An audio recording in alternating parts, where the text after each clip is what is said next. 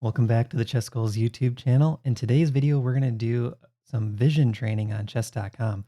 This is a little bit different than our regular visualization videos, but it's kind of in the same theme. I'm going to show you guys some of the options. I'll have a link in the description below if you want to go try your own vision training. And hopefully this helps with your visualization and your following coordinates when you're doing your other chess work. All right, let's jump into the vision trainer. And first, down here below my picture, you can see we can select the training mode.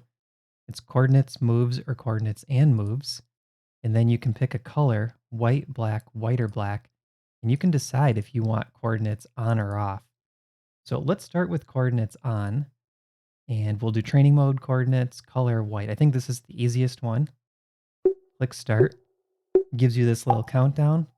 We have 30 seconds on the clock. And the move, if you miss it when it shows on the board, it's up here, B5. So you click on the square B5, and then F6, C1, B4, F3, H1, G6, H2, A2, D6, C8, E7, H6, C6, A5, C2, B3, E6, 18. So as you work on these, you'll get faster and faster.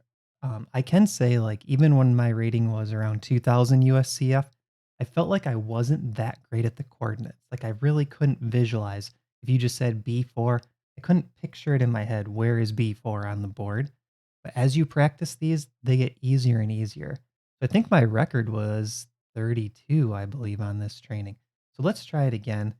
I'm not going to say the coordinates this time. I'm just going to see how fast I can go.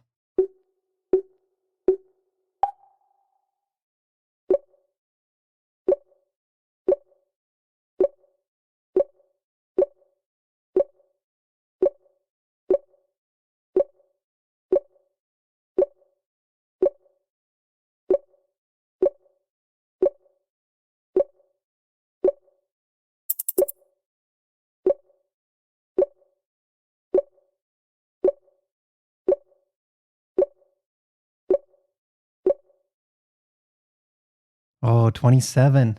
All right. I got a ways to go to get to 32. I will say I don't look at the coordinates at all. I just kind of know where the squares are from practice. So that's something where over time you can probably uncheck the coordinates. So then the other thing you can do on the Vision Trainer is you can select moves. So let's try this, moves for white, and we'll keep coordinates on. Bishop to e4. So you see the bishop here, and this gives you practice clicking and dragging rook e1. You can work on making the moves. And this is good training for watching videos or watching live streams where the commentators talk about the moves. Like sometimes it's hard to follow because they'll just start rattling it off. King b5, rook d4, king a2. And the more practice you have with this, the more enjoyable it is to watch those streams as well. All right, score of 15 on that one.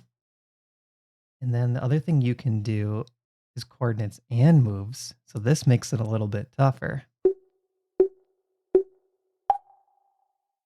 Rook d1. So on this one, I move a piece, bishop f5. And then sometimes it just pops a square up. Oh, I meant to click d6.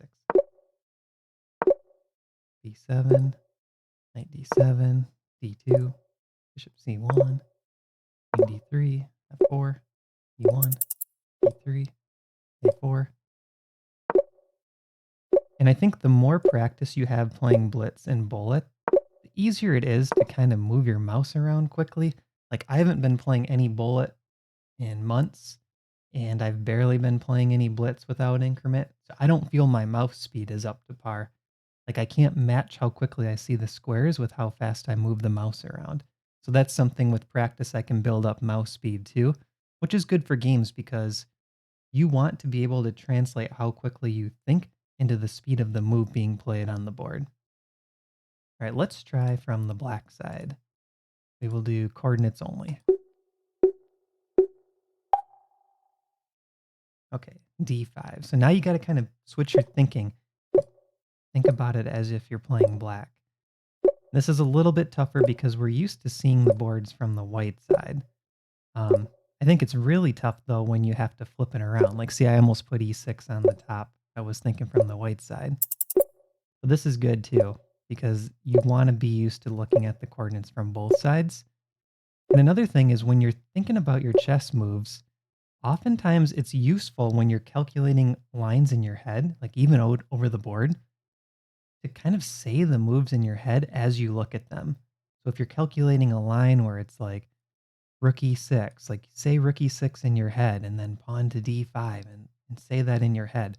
So you're kind of building this sentence as you analyze. That helps you remember the moves as well. So let's see, is there anything else we should try? Let's do one more time. Coordinates for white. I'm going to take off the show coordinates. I want to see if I can at least get 30. Get a little mouse speed back, Matt. Maybe what I should do, I'm going to shrink this board up a little bit. That's a tip from Christina. Shrink the board and you can move the mouse quicker.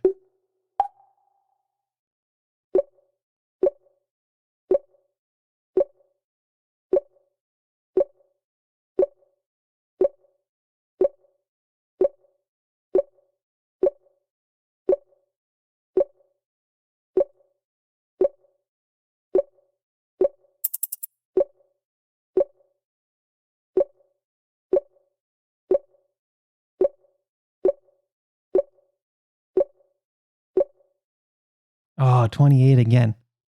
One thing I could probably do, besides getting faster with the mouse, I could take a little bit more risk. So I kind of make sure that I accurately click on all the squares. I could kind of fling my mouse around and try to click more quickly, even if it's just close. All right, so I hope you guys enjoyed this chess.com vision trainer. Implement it in your own training. Every so often, come in, practice your vision training. This can work well with the blindfold training that we've done. And I'm going to put a box above my head if you want to check out our first visualization video where we go through and do blindfold training. And if you like that video, then you can watch the other videos in the playlist. So that's where I talk through the moves and you kind of close your eyes and try to visualize them as you go. So this is chess.com Vision Trainer. Hope you guys enjoyed the video and check out that video on visualization training. Thanks, and I'll see you in the next one.